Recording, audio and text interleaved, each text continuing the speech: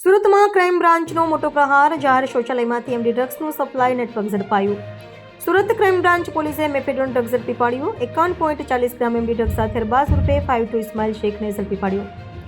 સૈયદપુરામાં જાહેર શૌચાલયમાં ડ્રગ્સનું વેચાણ કરવામાં આવતું હતું. આરોપી અરબાઝે એમડી ડ્રગ્સ આદિલ મસાલા પાસેથી ખરીદ્યું હતું. પોલીસે આદિલના નામના શખ્સને વોન્ટેડ જાહેર કર્યું. ગુજરાત સરકારની ડ્રગ્સ મુક્ત ગુજરાતની મુહિમ હેઠળ ઝીરો ટોલરન્સ નીતિ હેઠળ મહેરબાન સીપી સાહેબની સૂચના અનુસાર ગતરોજ સૈયદપુરા માર્કેટ પાસે પે એન્ડ યુઝ ટોયલેટ આવેલ છે. એમાં એક અરબાઝ ઉર્ફે 5 ઇસ્માઇલ શેખ જે ડ્રગ્સનું વેચાણ કરે છે એવી બાતમીના આધારે ક્રાઇમ બ્રાન્ચની ટીમે ત્યાં દરોડો પાડી અને 51.040 ગ્રામ ડ્રગ્સ કુલ કિંમત 5,10,400 રૂપિયાનું પકડી પાડેલ છે. જેમાં એક આરોપી અરબાઝ ઉર્ફે 5 ઇસ્માઇલ શેખ તંતાવાડ લાલગેટનો રહેવાસી છે, એને પકડી પાડવામાં આવેલ છે. આ આરોપી અગાઉ સલાબતપુરા પોલીસ સ્ટેશનના ગુનામાં અગાઉ પકડાઈ ચૂકેલો છે.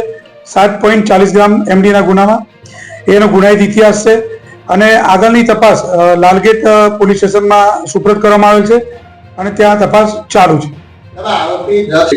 આરોપી 10 ધોરણ પાસ છે અને એની પાસે કોઈ કામ ધંધો નહોતો, એટલે 31 ડિસેમ્બરની અનુસંધાને એ ડ્રગ્સ વેચી અને જે પૈસા મળે એમાંથી મોજ મજા કરવાની ગણતરીના આધાર પર એને ડ્રગ્સ વેચવાનું ચાલુ કરેલ અને બહારથી લાવી અને વેચે છે.